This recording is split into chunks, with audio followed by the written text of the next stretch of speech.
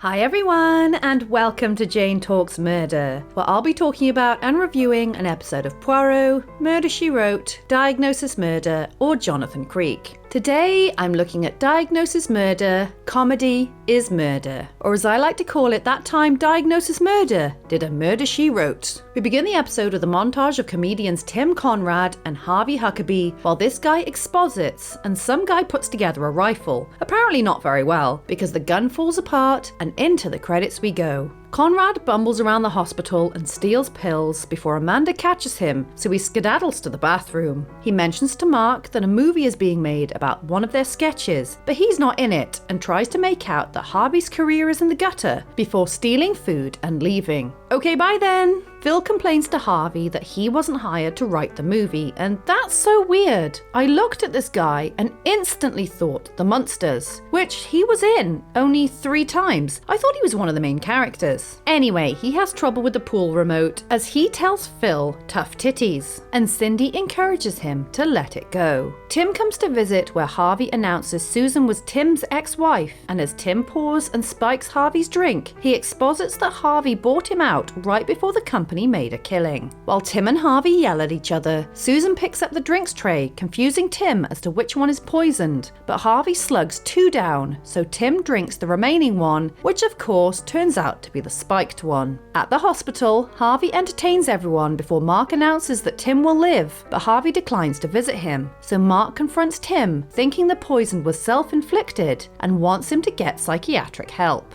Harvey and Susan go out as Tim, poorly disguised as a pool man, bumbles around and annoys the gardener before dropping his murder manual in the pool and falling in after it. He tampers with the pool timer, electrocuting himself, and that night Tim watches as Harvey opens the pool cover and hears him get electrocuted. The next day, the police investigate and Steve explains about the booby-trapped pool, and then Tim shows up, fake crying and overacting over Harvey's death. But nope, he's behind you! And it's Susan that's actually dead. Steve tells Mark that Harvey opening the pool cover blew all the lights, so he went to bed, only to be woken up by a car alarm, while Jesse and Amanda watch old shows of the 2 comedians, and it's kind of funny. Mark joins them and they wonder if Tim killed Susan, which Steve confirms with a police sketch of Pool Guy Mario, which was one of Tim's famous characters. Tim pretends he's never seen the pool guy before, Mark calls him out on his bullshit, and he runs away. Mark, Amanda and Jesse speculate over motives, and Steve shows up saying there's a ton of evidence against Tim, so once they find him, they're going to arrest him. At work, Mark gets a call about a patient who turns out to be Old Lady Tim, asking for Mark to lend him a car so he can escape, but Mark refuses, obviously, and Tim admits he was trying to kill Harvey as revenge for scamming him out of millions. Mark realizes that Tim is too incompetent to kill anyone and tells him to turn himself in, but while he leaves him to get changed into something less Mrs. Doubtfire, Tim of course runs away. Phil yells at Harvey for messing up his career, so Harvey claps back and Candy tries to calm him down. Then, outside, Harvey shows Mark the remote, which he says is temperamental. Phil's car alarm goes off, so Candy sorts it out, and Phil spills a motive to Mark. Man, this lady has a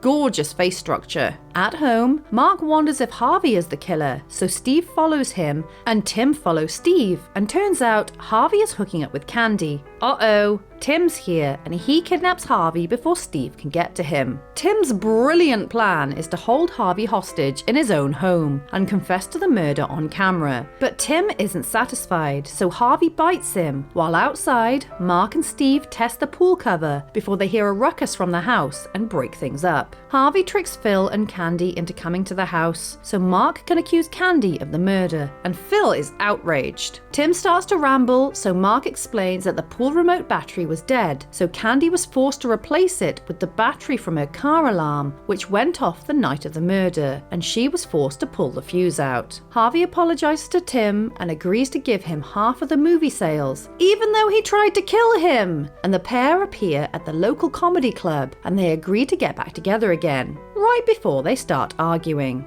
Okay, this episode is so similar to the Murder, She Wrote episode No Laughing Murder that it's no wonder I get them confused. Both feature two comedy legends whose acts broke up due to an argument, one of them with a personal connection to the main character, one of them being more successful with the less successful one resorting to some crazy stunt to get revenge because they feel cheated out of money. Both have the two comedians sharing a love interest at one point or another, both involve a murder committed due to the money made off a product, both start with a comedy montage and end with the comedians getting back together. Both ignore the bumbling character's criminal activities. Oh, and let's not forget the massive exposition dump at the beginning of both episodes. Both episodes were laid out in a way that you could work out the killer and the motive due to the clues scattered throughout. But with this one, it was even more obvious because outside the two comedians and the victim, Phil and Candy were the only characters, so it had to be one or both of them that was the killer. Both crimes were cleverly solved by the main character, but I'm not sure which one I prefer, as they're both so similar. I guess this one has better, more consistent acting throughout, but Tim tried to murder Harvey on 3 separate occasions, and everyone was fine with it. At least Murray only tried to frame Mac for attempted murder. Wait, they're all terrible people. This one was rated slightly higher than the Murder, She Wrote one, but I don't have a preference. They're both practically the same episode. Just like the other, we have a single victim, Susan Huckaby, who was bumped off via drowning thanks to our killer, Candy Zarkin, who wanted to weasel her way into obtaining Harvey's fortune. So there you have it. That was Comedy is Murder. Let me know your thoughts in the comments below, or come say hi on social media. If you enjoyed this video, then please hit that like button, it really does mean a lot.